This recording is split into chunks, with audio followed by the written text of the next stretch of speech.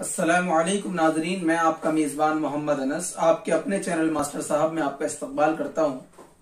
आज की वीडियो में जो हमारा उन्वान है वो है तनकीद, उसकी अहमियत और मफहूम। साथ ही इसके अंदर हम तनकीद की तारीफ भी जानेंगे और उसकी उर्दू अदब में क्या ज़रूरत है इसमें भी इज़हार ख्याल पेश किया जाएगा। आइए मुताला शुरू करते हैं। तनकीद और शेर व अदब का आपस में इतना गहरा रिश्ता है कि एक के बगैर दूसरे का तस्वुर नहीं किया जा सकता। पहले अदब वजूद में आता है, फिर उसे परखने के लिए तनकीद। यूं समझ लीजिए कि पहले शायर शेर कहता है, अफसाना निगार अफसाना लिखता है, फिर कारी यानी पढ़ने वाला उसे पढ़ता है। इन पढ़ने वालों में ऐसे भी होते हैं जिनमें किसी फनपारे को समझने और सराहने की ज्यादा सलाहियत होती है। वो गौर व फिक्र करके उसके मानी को औरों से ज्यादा अच्छी तरह समझ लेते हैं। उनमें ये लियाकत भी यानी काबिलियत भी होती है कि जो कुछ उन्होंने समझा है उसे दूसरों को भी समझा सकें। यही तनकीद निगार कहलाते हैं और शेर व अदब के फरोग में अहम रोल अदा करते हैं। आइए सबसे पहले ये समझ लें कि तनकीद क्या है। ये हमारा पहला पैराग्राफ था जिसके अंदर पहली बात तो ये बताई गई कि तनकीद का उर्दू शेर व अदब से, उर्दू के शेर व अदब के अंदर चाहे वो नसरी हो चाहे वो नज़मी हो, उर्दू अदब के अंदर तनकीद का एक गहरा रिश्ता है जिसके बगैर उर्दू अदब को अधूरा समझा जाएगा। पहले इन्होंने बताया कि पहले कोई जो फन पारा होता है या जो भी तख्लीक की गई चीज होती है, चाहे वो गजल हो चाहे नज्म हो चाहे कोई और नसरी शक्ल के अंदर अफसाना हो, मरसिया हो, नाविल हो, कुछ भी हो, वो पहले वजूद में आता है। वजूद में आने के बाद किसी पढ़ने वाले के सामने जाता है। तो उन पढ़ने वालों में कुछ लोग ऐसी सलाहियत रखते हैं कि जो उसके तमाम पहलुओं पर गौर करने की सलाहियत उनमें होती है और साथ ही वो औरों से ज्यादा अच्छी निगाह से उसको पढ़ते हैं, समझते हैं और उनके अंदर ये सलाहियत भी होती है कि जो उन्होंने समझा वो किसी दूसरे को बता सकें, समझा सकें। ऐसे ही लोग जो है वो तनकीद निगार कहलाते हैं। अब ये आगे कहते हैं कि तनकीद की तारीफ क्या है। तनकीद की तारीफ मुख्तसर लफ्जों में यूं की जा सकती है कि अच्छे और बुरे में फर्क करने का नाम तनकीद है। किसी चीज की अच्छाई और बुराई दोनों पहलुओं पर गौर कर लेना, उसको समझ लेना, इसी को तनकीद कहते हैं। आगे इसकी वजाहत करते हुए कहते हैं आगे, हर इंसान में ये सलाहियत होती जरूर है, ख्वाह कम हो या ज्यादा। ये तनकीद मिजाजी, तनकीद का ये जो इंसान के अंदर तनकीद शऊर जो होता है, तनकीदी शऊर जो इंसान के अंदर होता है वो चाहे कम हो या ज्यादा होता जरूर है। आगे इन्होंने कहा कि तनकीदी सलाहियत ही तो है जिसने इंसान को तरक्की का रास्ता दिखाया और वो लंबा सफर तय करके इस मंजिल तक पहुंच गया जिस पर वो आज नजर आता है। कि इंसान के अंदर वो तनकीदी मिजाज ही तो है कि जिसने इंसान को आज का इंसान बनाया, कि उसने एक लंबा सफर तय किया है। इसी सलाहियत के सहारे उसने बंजर इलाकों को नजरअंदाज किया और जरखेज इलाकों को अपनी रिहाइश गाह बनाया। महफूज मुकामात को गैर महफूज मुकामात पर तरजीह दी। पत्थर के हथियारों से धात के हथियारों को बेहतर पाया। हद ये कि बच्चे में भी अच्छे और बुरे में फर्क करने की समझ होती है। अच्छे खिलौने को उठा लेता है और जो खिलौना अच्छा नहीं होता उसको छोड़ देता है। खुद हमें जिंदगी के कदम कदम पर अपने तनकीदी शऊर को इस्तेमाल करने की जरूरत पेश आती है।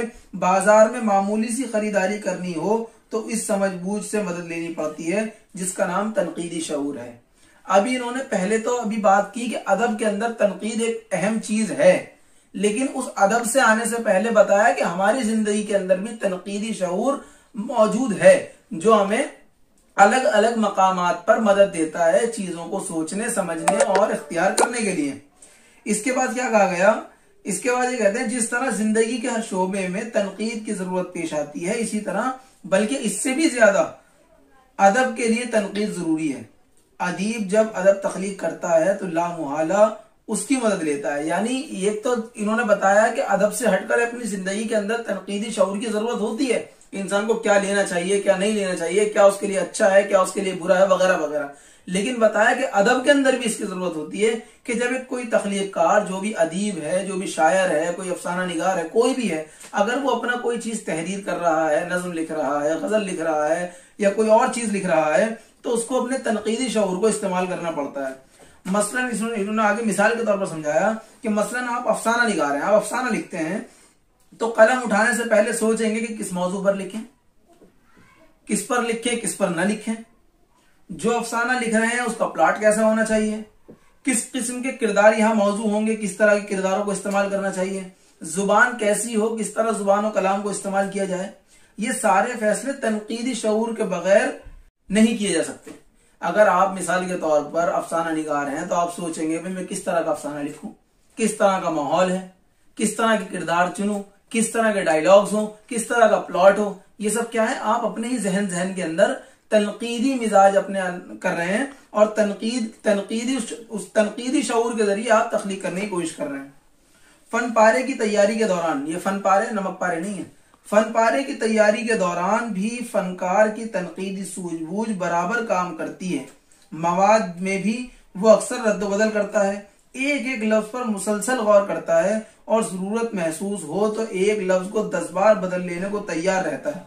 यानी इंसान के अंदर वो तनकीदी शऊर है कि जब वो कोई चीज तैयार कर रहा है तो बार बार एक एक हर्फ पर गौर करता है, भाई मैंने ये जुमला लिखा है, ये जुमला सही है या नहीं है, ऐसा तो नहीं कि लोगों को पसंद ना आए, इसका मफहूम कुछ गलत समझ बैठे हैं, इसका मफहूम कुछ और समझ बैठे हैं, वगैरह वगैरह।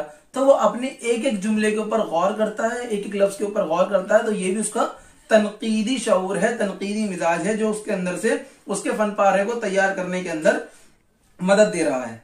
आगे इसमें लिखा हुआ है बकौले हाली, यानी हाली का एक कौल है, उसके अंदर वो कहते हैं कि शायर एक एक लफ्ज के लिए 70 कुएं झांकता है।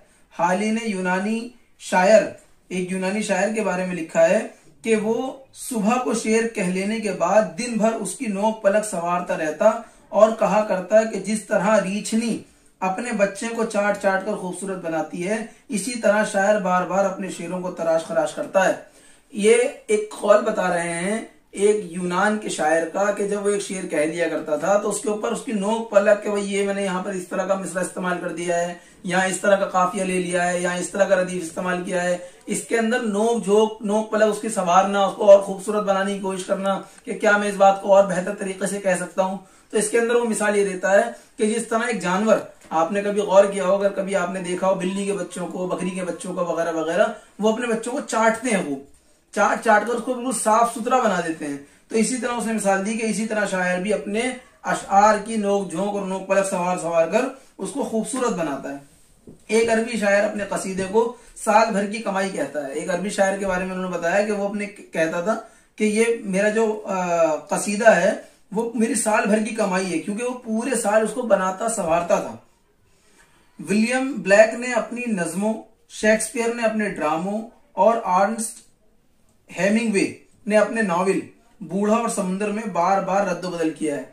यानी जो बड़े बड़े फनकार गुजरे हैं, चाहे उसमें शेक्सपियर हो, चाहे विलियम ब्लैक हो, वगैरह वगैरह, इन तमाम लोगों ने अपनी तसानीफ को मुकम्मल और बेहतर बनाने के लिए अलग अलग मकामात पर रद्द-बदल का काम करते रहे हैं। और यहाँ पर कहा है कि सच कहा है इकबाल ने कि फन का मौजज़ा इसी तरह वजूद में आता है कि उसको बार बार सजाया जाए, संवारा जाए, देखा जाए कि किस तरह उसके अंदर कोई कमी और कोई कजी बाकी ना रहे। अब यहाँ पर दो चीज अब तक की वीडियो हमारे सामने आई कि पहली चीज तो तनकीद का ताल्लुक उर्दू अदब से है, नंबर 2 तनकीद का ताल्लुक हमारी जिंदगी से भी है, नंबर 3 तनकीद का ताल्लुक जो फनकार है, जो उसको तहरीर कर रहा है, जो उसको तख्लीक कर रहा है, उससे भी तनकीद का ताल्लुक है। अब आगे क्या बात कह रहे हैं, ये कह रहे हैं ये तो था तनकीद का वो अमल जो फनकार से ही सरोकार रखता था। अभी तक जो हमने तनकीद पढ़ी वो देखा कि जो शायर है वो खुद ही अपने ऊपर तनकीद कर रहा है, कौन सा लफ्ज इस्तेमाल करूं, कौन सा ना करूं, किसका मफहूम अच्छा रहेगा, किसका नहीं रहेगा।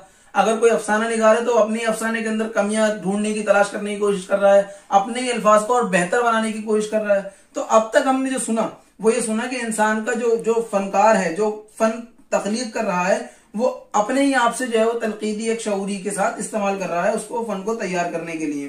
तो ये तो था तनकीद का वो अमल जो फनकार से ही सरोकार रखता है। फन पारा तैयार हो जाता है तो वो कारी तक पहुंचता है। जब एक चीज तैयार हो गई, एक तख्लीककार ने कोई गजल, कोई नज्म, कोई मरसिया, कोई कसीदा, कोई अफसाना, कोई रुबाई, कोई नावल लिख लिया, अब वो पहुंचेगा किसके पास? वो पहुंचेगा पढ़ने वालों के पास, जिन्हें कारी कहा जाता है। कारी तक पहुंचता है, कारी उसे पढ़ता है, अपनी इस्तेदाद के मुताबिक उसे समझने की कोशिश करता है, उसकी खूबियों और खामियों पर गौर करता है और उसके फन पारे की कदर व कीमत मुतय्यन करने की कोशिश करता है। मतलब ये कि उस फन पारे का अदब में क्या दर्जा है ये जानने की कोशिश करता है। यानी अब इन्होंने बताया कि जब तख्लीककार ने तख्लीक कर दी, वो उसके बाद कारी के पास पहुंचा, कारी उसको पढ़ने के बाद समझने की कि भाई कैसा लिखा है, कितना अच्छा लिखा है, कौन सी खूबियां हैं, कौन सी खामियां हैं, इन तमाम चीजों पर गौर करता है। ये है कारी। उससे मजा लेता है, उससे लुत्फानंदोज होता है, उसकी चीजों की तारीफ भी करता है कि भाई अच्छा लिखा है, कैसा लिखा है। इसके अलावा जानने की कोशिश करता है कि अदब के एतबार से कितना अच्छा है ये, इससे पहले के नॉवेल कैसे लिखे गए, इससे पहले की गजलें कैसे लिखी गई, वगैरह वगैरह। कोई कारी ऐसा भी होता है जिसका इल्म आम कारी की बनिस्बत ज्यादा वसी होता है। इन्हीं पढ़ने वालों की दो किस्में होती हैं। एक तो वो कि आम कारी है, आम पढ़ने वाला है, जिसने कहा मुझे अच्छा लगा, मुझे बुरा लगा, मुझे बोर किया, या उसने मुझे मेरी दिलचस्पी बढ़ाई, वगैरह वगैरह। लेकिन कोई ना कोई ऐसे कारी भी होते हैं उन्हीं कारियों में जो बनिस्बत आम पढ़ने वालों के ज्यादा सलाहियत रखते हैं, उनका वसी मुताला होता है, उनकी उर्दू अदब पर गहरी पकड़ होती है, जिसने अदब का ज्यादा तवज्जो से मुताला रखा होता है, जिसे जुबान और बयान पर ज्यादा कुदरत हासिल होती है, और जो दलीलों के साथ अपनी पसंद नापसंद के असबाब बयान कर सकता है। यानी एक तो नॉर्मल पढ़ने वाला है। आप किसकी मिसाल लीजिए, आप कोई फिल्म से। अब जब इंसान फिल्म के अंदर सिनेमा हॉल से निकलता है, पहले दिन फिल्म लगती है, तो न्यूज एंकर्स, न्यूज रिपोर्टर जो होते हैं वो खड़े होते हैं माइक लेकर, भाई आपको फिल्म कैसी लगी, आपको फिल्म कैसी लगी। तो उसमें दो तरह के लोग आ रहे होते हैं फिल्म देखकर। एक तो कहते हैं भाई बहुत बढ़िया थी, अच्छी थी, और कहकर चले जाते हैं, हाँ बस पसंद नहीं आई, कहकर चले जाते हैं। लेकिन कुछ लोग ऐसे होते हैं जो गहरी पकड़ रखते हैं। वो कहते हैं भाई फिल्म का पहला पार्ट इंटरवल से जो पहले का था वो बहुत अच्छा था, उसके अंदर बहुत सही फिल्म जा रही थी, बीच में जरा बोर रही, एंड अच्छा किया, वगैरह वगैरह। इस तरह के दलीलों के साथ भाई फला जगह जो उन्होंने वो डायलॉग किया, उसकी जगह अगर वो उससे उस किरदार के अलावा किसी और किरदार को ले लेते तो ज्यादा मुनासिब रहता। इस तरह के बयान देने वाले जो है वो तनकीद कर रहे हैं, एक तरीके से वो अपने कमेंट्स दे रहे हैं। तो यहां पर उन्होंने बताया कि जिस तरह एक पढ़ने वाले की दो किस्में हो सकती हैं, इसी तरह मैंने बताया कि फिल्म देखने वालों की दो किस्में हो सकती हैं। एक आए फिल्म देखी और चलेगा, एक कहते हैं कि नहीं भी ऐसी नहीं, ऐसी होनी चाहिए थी, ये पार्ट ज्यादा अच्छा था, ये जरा ऐसा ही था, बोर था, वगैरह वगैरह। तो इसमें उन्होंने बताया कि कारी ऐसा भी होता है कि जो सिर्फ पढ़कर रवा दवा गुजर जाता है और कहता है हाँ जी अच्छा था या बेकार था। कुछ ऐसे भी होते हैं जिनकी इल्म जो है और लोगों के मुकाबले में वसी होता है, अदब का मुताला उनका जो है वो बहुत ज्यादा होता है, और जुबान और बयान पर उनको कुदरत हासिल होती है, जो दलीलों के साथ कि भाई इस नावल के अंदर, इस अफसाने के अंदर, इस गजल के अंदर, इस नज्म के अंदर, इस मर्ज़िये के अंदर किस तरह के पसंद करने वाले असबाब में, क्या उनकी दलाइल है, क्या मैं इसको नापसंद कर रहा हूं, उसकी क्या दलाइल है। इसी कारी को तनकीद निगार कहा जाता है। अब तक हमने क्या जाना? हमने जाना कि उर्दू अदब से तनकीद का ताल्लुक है। तनकीद हमारी जिंदगी में पहले से मौजूद है। अदब लिखने से पहले जो अदबकार है, जो अदीब है, जो फनकार है, वो खुद अपने कलाम को लिखने से पहले उसके अंदर तनकीदी शऊर से काम लेता है। उसके बाद हमने देखा कि जब वो पढ़ लेता है, पढ़ने के बाद वो कारी के हाथ में आया। कारी के पढ़ने की दो किस्में हैं, एक वो जो आमतौर पर रवा दवा पढ़ते हैं और अपने एक अच्छा या बुरा का फैसला करते हैं, खत्म करते हैं। एक वो कारी जो इल्मी, अदबी, जुबानी तमाम सलाहियतों में वसी होते हैं और अपनी बात को, अपनी पसंदीगी और नापसंद को, अपनी पसंद और नापसंद को दलीलों के साथ बयान कर सकते हैं। ये कौन है? ये तनकीद निगार है। तनकीद निगार मुख्तलिफ जावियों से फनपारे को देखता और परखता है। वो फनकार के जहन में उतरने की कोशिश करता है, फनकार के अहद और माहौल का जायजा लेता है, किस वक्त का फनकार है, क्या सोचकर उसने लिखा हुआ है, जायजा लेता है। फनपारे के वजूद में आने के असबाब पर गौर करता है कि भाई ये इस टॉपिक पर क्यों लिखा। अगर प्रेमचंद ने बेवा के ऊपर लिखा है, अगर प्रेमचंद ने किसी और चीज के ऊपर लिखा है, क्यों लिखा, उस दौर में कौन से हालात चल रहे थे, इन तरह की चीजों पर गौर करता है। उसके फनी महासिन हुस्न से बना है, यानी उसकी खूबसूरती, फन के एतबार से उसकी खूबसूरती का पता लगाता है। फन पारे में अगर कोई चीज तशरीह तलब है तो उसकी तशरीह करता है। अगर कोई मौका उसने ऐसा देखा कि जहां पर इंसान को समझ में नहीं आ सका तो उसकी वजाहत करता है कि ऐसा क्यों हुआ। कोई मामूली जहन और कम इल्म रखने वाला इंसान ये फराइज अंजाम नहीं दे सकता। इसीलिए कहा गया है कि वही तनकीद निगार कामयाब होता है जिसके एक जहन में बहुत से जहनों की सलाहियतें जमा हो गई हों। सबसे ज्यादा जरूरी बात यह कि वो गैर जानिबदार हो, खुले दिल से फनपारे को परखने और दो टोक राय देने का इख्तियार रखता हो।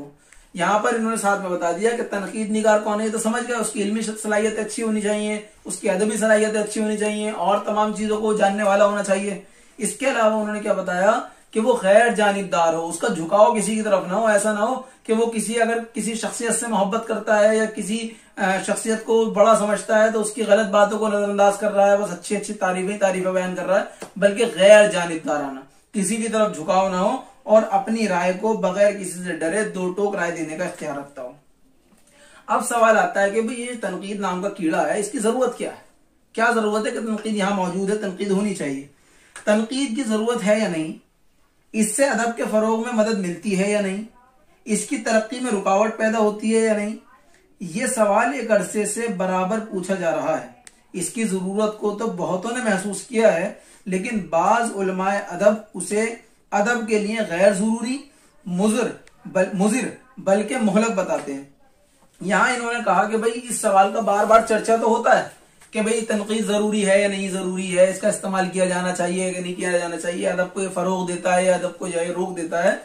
تو بعض جو ادیب ہیں، علماء ادیب ہیں، وہ یہ کہتے ہیں کہ بھئی یہ تو مضر ہے اردو ادب کے لیے، تو اس کی ترقی میں رکاوٹ ہے، بلکہ مہلک ہے، جان لیوا ہے، یہ تو بیکار کر دیتا کلام کو بھی، یہ اچھی چیز نہیں ہے، بعض کا یہ کہنا ہے۔ فلابیر نے تنقید کو ادب کا کوڑ بتایا ہے، بیماری بتایا کہ ادب کا کوڑ ہے، تو یہ خرابیوں کو تلاش کر رہے ہیں۔ ٹینیسن نے گیسوئے ادب کی جوں بتایا ہے، گیسوئے ادب جو ادب کے زلفیں ہیں ان کے اندر جوں ہے یہ تنقید کرنا۔ اسی طرح چیخوف نے تنقید کو ایسی مکھی قرار دیا ہے جو گھوڑے کو ہل چلانے سے روکتی ہے، ڈسٹرب کرتی رہتی ہے، انسان کو مقام تک نہیں پہنچنے دیتی۔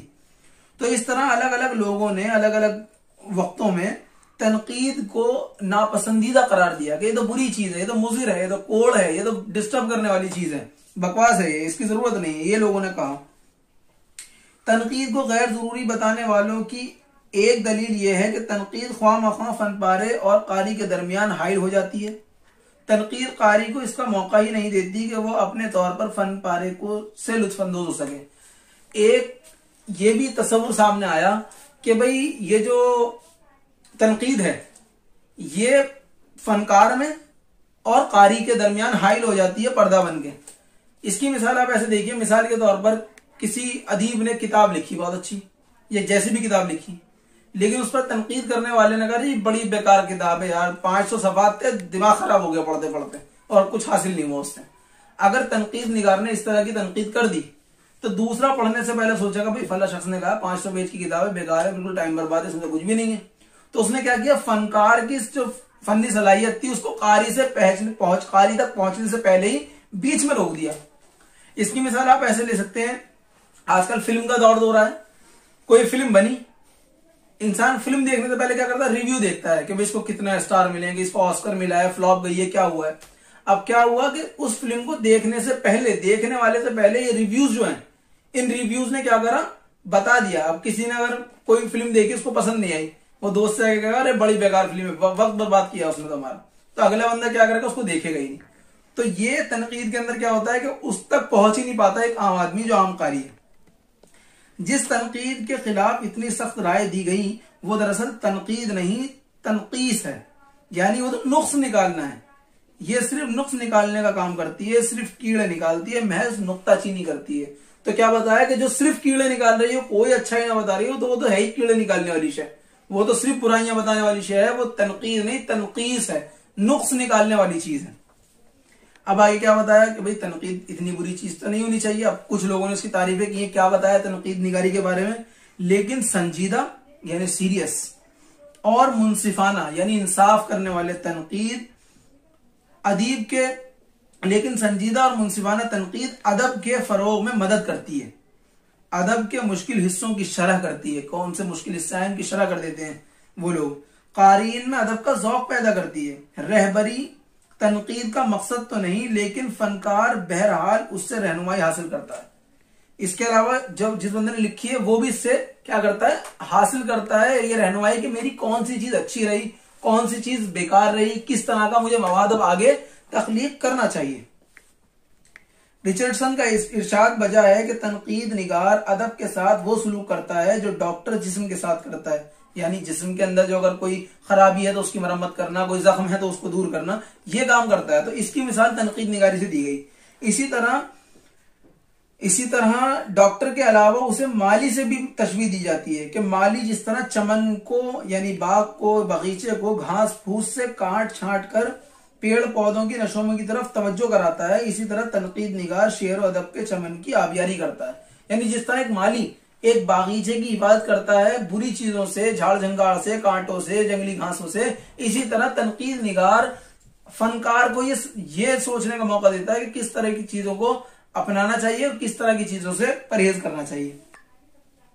अब यहां तक की बात से क्या समझ में आया? एक तनकीद निगार वो था जो सिर्फ नुक्स निकाल रहा था, जिसको कीड़े निकालने वाला बताया गया, मुज़िर बताया गया, मुहलक बताया गया।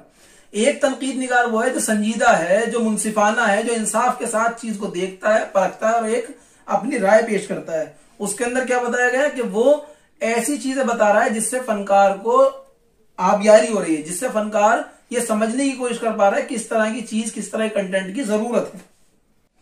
तो हमने देखा कि एक तरफ तो वो लोग कि जिन्होंने तनकीद की लेकिन तनकीद में सिर्फ नुक्स निकाले, और दूसरी तरफ वो लोग कि जिन्होंने नुक्स ना निकालने के बजाय बल्कि उसके अच्छे और बुरे दोनों पहलुओं को उजागर किया।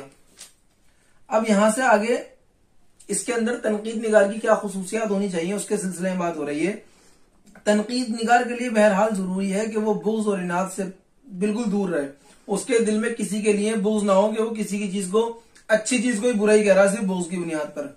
जानिबदारी से परहेज करे, किसी का फेवर न ले, बिल्कुल गैर जानिबदाराना उसका रवैया होना चाहिए अपने कमेंट्स को करने के लिए, तनकीद करने के लिए। फन पारे के माइब ऐब से बनाए कि उसके ऐब व महासिन, महासिन कहते हैं हुस्न को, यानी उसके हुस्न को भी और उसके ऐबों को भी, दोनों को उजागर करें। बकौल नूरुल हसन नकवी जरूरी है कि उसका अंदाज हमदर्दाना हो, मुताला वसी हो, अदब के अलावा वो फलसफा, जमालियात, साइंस, इमरानियात, मुआशियात, इक्तिसादियात और नफ्सियात जैसे उलूम पर हावी हो। यानी वो सोशोलॉजी, इकोनॉमी, सोशोलॉजी भी और क्या नाम है जो आसमानों का इल्म होता है, साइंसी इल्म, वो भी होना चाहिए, मुआशियात भी होनी चाहिए, इकोनॉमिक्स भी होनी चाहिए। इसके अलावा नफ्सियात, साइकोलॉजी वगैरह भी सबके ऊपर उसको, उसके उलूम के ऊपर कुदरत होनी चाहिए। आलमी अदब के कदीम व जदीद रुझानात से पूरी तरह बाखबर हो कि इस दुनिया के अंदर जो अदब के रुझानात चल रहे हैं, जो पुराने थे वो भी और जो अब हैं वो भी, उन सबसे उसको वाकफियत होनी चाहिए, बाखबर होना चाहिए। न रिवायत का परस्तार हो, न उससे बेजार, ना तो रिवायतों का ऐसा पाबंद कि कुछ करके ही नहीं दे रहा, और न रिवायतों से ऐसे बंधा हुआ कि उसके अलावा कुछ नहीं कर रहा, और ना ही उससे बिल्कुल बेजार के रिवायतों को मान ही नहीं रहे। वसी नजर और आफाकी जहन रखता हो, इसका तरीक़ेकार साइंसी हो, किसी अदब व फनी कारनामे से आगे बढ़कर फनकार तक और उसके फनकार से उसके अहद और माहौल तक पहुंचे, उसका तज्जिया करे। यानी उसने कब लिखा, कैसे लिखा, किस तरह के हालात थे, क्या पॉइंट ऑफ व्यू लेके लिखा, इन तमाम चीजों तक पहुंचने की कोशिश करे। ऐसा तनकीद निगार सही माने में तनकीद निगार कहलाने का मुस्तहिक है, और ऐसी तनकीद को किसी बड़े से बड़े तख्लीकी कारनामे के हमसर करार देना ऐन इंसाफ है।